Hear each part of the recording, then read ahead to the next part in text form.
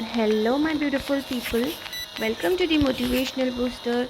आज मैं हूँ आपके लिए एक स्पेशल कहानी लेके, एक ऐसी कहानी जो आपकी सोच बदल दे।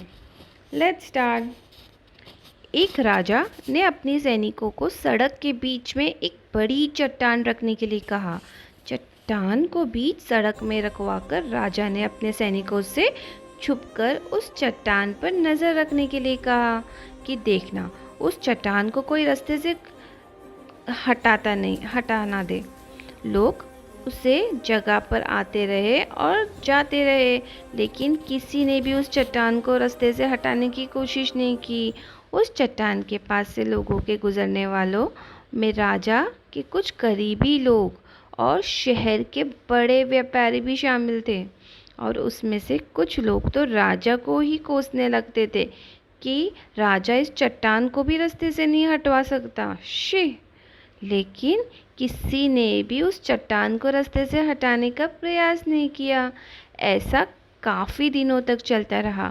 एक दिन एक किसान अपनी सब्जियों के साथ उधर से गुजर रहा था।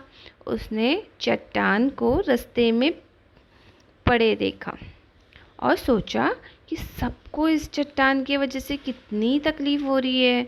उसने अपनी मज़बूत लाठी से उस चट्टान को एक तरफ ढकेलने की कोशिश शुरू कर दी। काफ़ी कोशिशों के बाद उस सड़क से हटाने में कामयाब हो गया।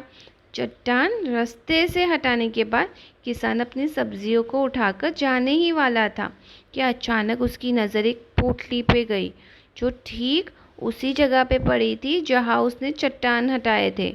उसने उस पोटली को खोलकर देखा तो उसमें सोने के कई सिक्के थे, और उन सिक्कों के साथ राजा का एक संदेश भी था, जिसमें लिखा था कि ये सोने के सिक्के उनके लिए है जो इस चट्टान को रास्ते से हटाएगा। दोस्तों, बिल्कुल ठीक इसी तरह हम सबकी लाइफ में कई परेशानियाँ आती है। कुछ लोग उन परेशानियों से बचकर निकल जाते हैं और कुछ रास्ता बदल देते, और चंद लोग ठान लेते कि उन परेशानियों का हल निकाल ही लेंगे, और ऐसे ही लोग